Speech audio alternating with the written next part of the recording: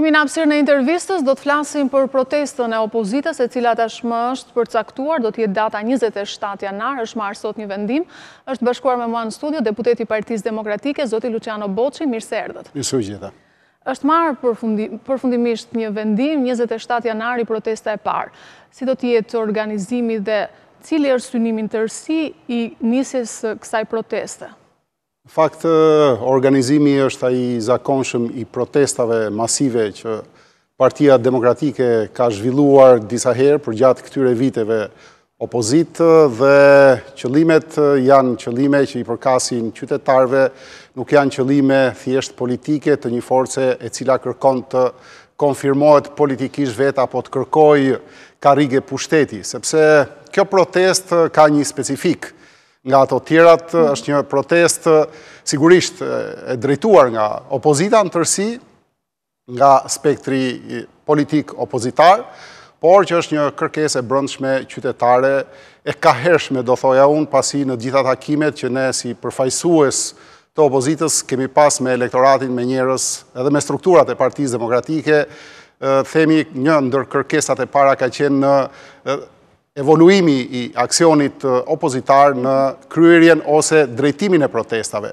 Sepse prej kohësh, shqiptarët janë cënuar në ekonominë e tyre, janë të cënuar në arsimimin e fëmijëve tyre, janë cënuar në sigurinë e jetës, në shëndetësinë e tyre, por janë cënuar dhe në dinjitetin e tyre. Dhe kjo revolt popullore e shprehur në forma dhe mënyrat ndryshme, në ato forma që janë popullore, duhet marrë një formë patjetër politike dhe në këto raste i takon forcave opozitare që ta menaxhojnë dhe ta drejtojnë. Dhe në fakt Partia Demokratike dhe partitë e tjera këtë gjë po bëjnë, po konkretizojnë një revolt popullore tashmë që ka pasur periudhën e vet inkubacionit dhe kërkon patjetër që të shprehet për t'i thënë stop skeqes që ka kapur këtë vend. Zoti Boçi, dhe viti që lam pas u mbyll me protesta. E fundit ishte ajo për zgjedhjen e kryeprokurores së përkohshme, por edhe më herët Partia Demokratike ka zhvilluar protesta, kujtojmë edhe ngritjen e çadrës, e cila u mbyll pastaj me një marrëveshje, një protestë e cila kërkonte largimin e kryeministrit Edi Rama. Dua të them, protestat që po nisni sërish do të kenë ndoshta një dialog me mazhorancën apo jeni të vendosur që nuk do të ketë dialog dhe do të kërkoni vetëm largimin e kryeministrit? Ajo që kemi kërkuar ne është ngritja e një qeverie teknike, zoti Basha e ka shprehur, e ka artikuluar sot e kemi diskutuar në mbledhjen e grupit parlamentar, është diskutuar dhe në kolegjin e kryetarëve, është krijimi i qeverisë antimafia, krijimi i kushteve për zhvilluar në Shqipëri zgjedhje të lira dhe ndershme dhe ecja përpara me reformën zgjedhore, sikurse ecja përpara dhe me reformën kryesore që është reforma në drejtësi. Pra, ne jemi në prag të nisjes së stinës së protestave, nuk është e vetmja, nuk është e para dhe e fundit, por është në vazhdimsi hapja një sipari protestash që do kenë një konkludim të kërkuar politikisht, jo thjesht nga forcat politike, por e kërkuar tashmë nga opinioni publik, që është krijimi i një qeverie antimafia në Shqipëri si domosdoshmëri që del si rezultat i mungesës legitimitetit kësaj qeverie, kësaj maxhoranце, të një parlamenti ilegjitim, një parlamenti i cili me forcën e kartonave shkel kushtetutën, i një parlamenti dhe një maxhorancë që reformën drejtësi e ka shndruar në një ninull të thjesht për të vënë gjumë publikun dhe ndërkohë që vazhdon aksionin e vet për të kapur drejtësinë, cilin e ka nisur dhe pothuajse e ka arritur. Po ta vini re dhe në qarqet gazetareske ka një shqetësim i shprehur në mënyrë drejtë që Rama nuk po qeveris, madje unë do avancoja, Rama nuk po qeveris, është mos e vërtet, por Rama po sundon, nuk po qeveris nëpërmjet politikave, nëpërmjet ideve, vizioneve, përkundrazi, e ka çuar vendin poshtë më poshtë, por Rama shkallë po ngre ato tribunat e sundimit të tij politik me kapjen e drejtësisë, me kapjen e shtetit, me kapjen e ekonomisë nëpërmjet klientelave, me kapjen, themi, e tërë jetës mediatike në Shqipëri dhe të atyre formave që një pushtet abuziv i ka shumë të leta t'i luaj dhe t'i zotroj si instrumenta në momentin që i humbet përgjegjshmëria e votës së qytetarit. Në fakt, kjo përgjegjshmëri nuk ekziston sepse Rama nuk e ka marrë pushtetin nëpërmjet votës, Rama e ka bler, dolin pazar, e bleu dhe normal e ka mallin e tij dhe do ta përdorë siç e mendon dhe siç e përfituron ai vet. Prandaj këto raporte politike duhen domosdoshmëri të ndryshohen. Një qeveri teknike do të krijonte premisat që vullneti i votuesit ishte vullneti drejt dhe raporti i forcave politike nuk shpreh sot vullnetin e votuesit, po shpreh vullnetin e një maggjorancë që gjeti mënyrat për ta kapur pushtetin nëpërmjet korrupsionit, nëpërmjet blerjes votave, nëpërmjet parave të kanabesit, nëpërmjet atyre themi gamës veprimeve që sot janë në refreni kësaj qeverisje, krijimi i kushteve lehtësuese për klientelën, aferat e koncesioneve, aferat e inceneratorëve, dhe Shqipëria dal nga dal, në ndryshim nga vendet e Amerikës Qendrore, nga parajsat fiskale po shndrohet dhe përpos kësaj krahas parajsës kanabisit në parajsën e plerave. Si do ta arrini qeverinë teknike? E keni tashmë një eksperiencë me qeverinë teknike në zgjedhjet e qershorit të vitit të shkuar. Funksionoi qeveria teknike? Njëherë ka ndryshim termash pasi doja të bëj edhe korrigjimin e mparshëm, protesta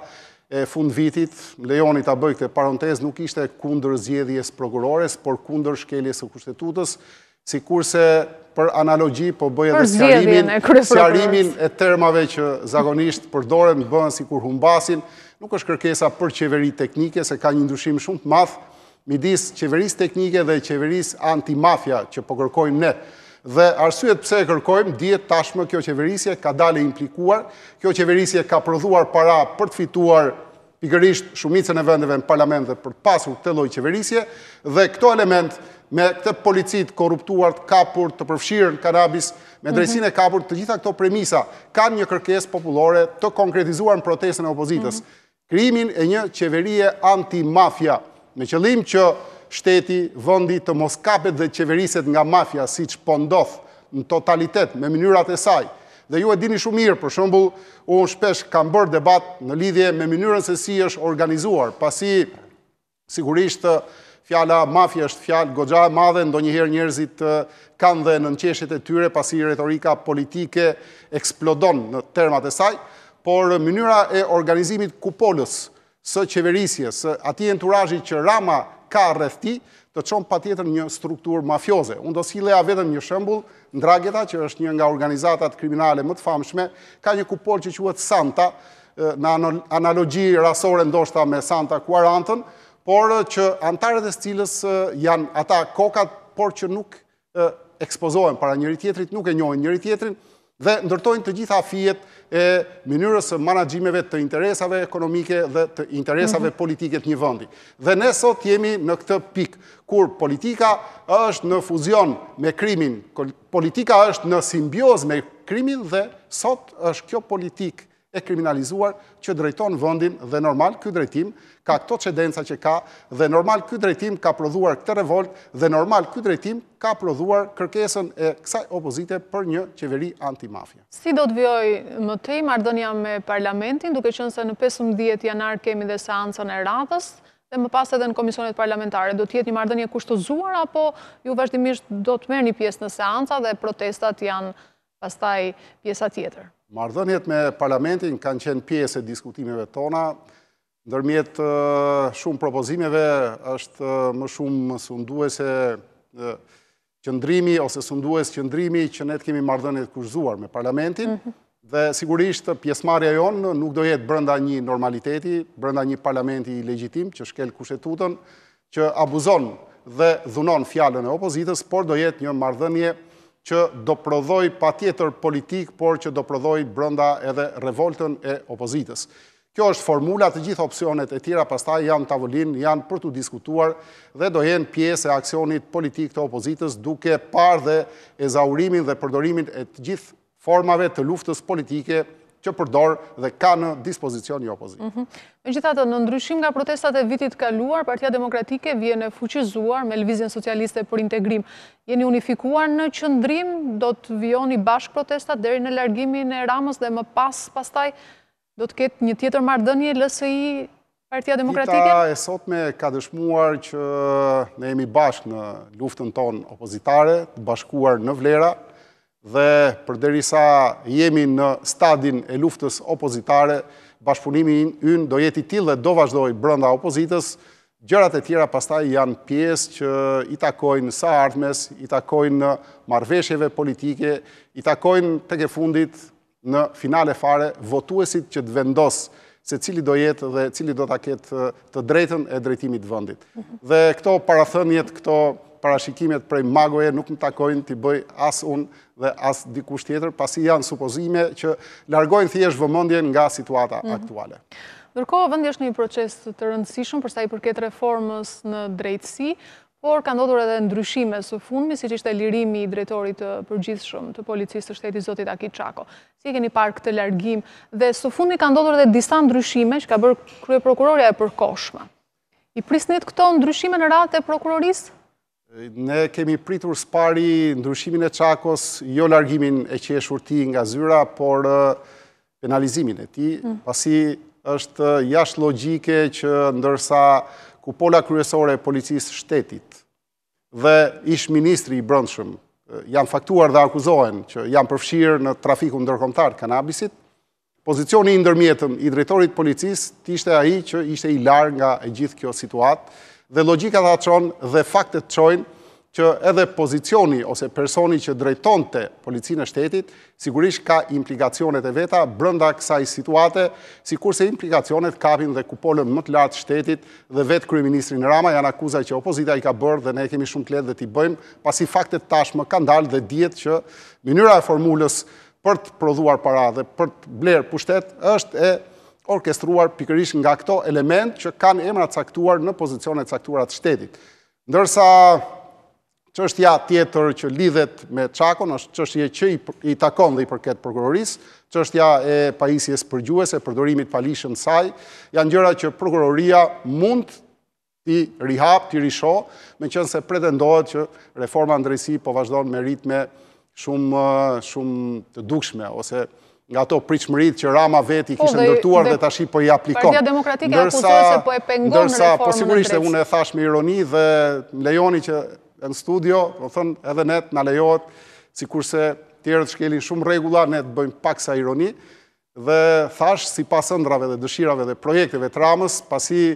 nuk është kjo reforma në drejtësi, nuk është kryeministri që mund bëhet krye prokuror dhe të kapja i drejtësinë. Prandaj unë ndërtova këtë pjesë të natyrës ligjërimit për të dhënë një mesazh të kundërt. Ndërsa pjesa tjetër e lëvizjeve brenda prokurorisë, në fakt janë veprime që i takojnë këtij institucioni, por që ne nuk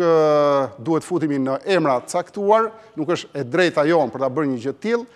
por janë fakte që dëshmojnë atë që mbrojti maxhoranca dhe hidhet poshtë pikërisht nga veprimet e vet kryeprokurorës. Një nga argumentat kryesor që dha maxhoranca për të mbrojtur idenë e një prokurori të përgjithshëm përkohshëm ishte kufizimi i kompetencave të tij, besoj edhe në këtë studio ka pas përfaqësues maxhorancës që e kanë artikuluar, krahas kohës shkurtër të qëndrimit saj në detyrë, kanë artikuluar dhe mos kompetencën e saj për të marrë të drejtat e KLP-s për të zhvendosur kryeprokuror, për ndryshuar organikën e prokurorisë përgjithshme. Dhe sot po dëshmohet pikërisht kjo, që vendosja e kësaj kryeprokurore është një modus për të kapur drejtësinë, sepse ka kaluar në kompetenca që nuk i takojnë sipas ligjit, sipas statusit të prokurorit dhe gjykatësit dhe sipas kushtetutës, e cila u shkel dhe nuk ka mundësi që të marrë kompetencat e KLP-s. Dihet që kryeprokuroria ishte thjesht dukesh se u vendos për një afat kohor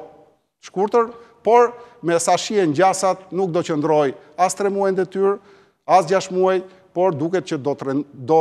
të qëndroj gjatë më gjatë, pasi është pjesë pikërisht e atij projekti që Rama e nisi ta vendos në jetë me kapjen e kryeprokurorit, jo vetëm në datën 18 dhjetor, por që unë do thoja ka qenë një nga qëllimet kryesore që në inicim të reformës në drejtësi, Rama ka kërkuar që në fillim zgjedhjen e një kryeprokurori të ri me 71 vota, nuk e arriti dot për shkak të qëndrimit të opozitës, arriti në limitet kohore, por po e shfrytëzon me gjitha resurset kohore dhe resurset njerëzore që ai ka në dispozicion që tek e fundit të arrijë kapjen totale të drejtësisë. Dhe imagjino kemi një kryeministër që kontrollon kupolën e policisë nëpërmjet aferave kriminale, një kryeministër që kontrollon tërësisht gjyqësorin, që kontrollon prokurorin, normal që ka parlamentin dhe ekzekutivin, dhe jo në kot unë e thash që Rama nuk po qeveris, por po shkon drejt një sundimi. Dhe për t'i thënë ndal këtij sundimit Ramës, protesta është krejtësisht e nevojshme dhe e domosdoshme. Faleminderit zoti Boçi. Faleminderit.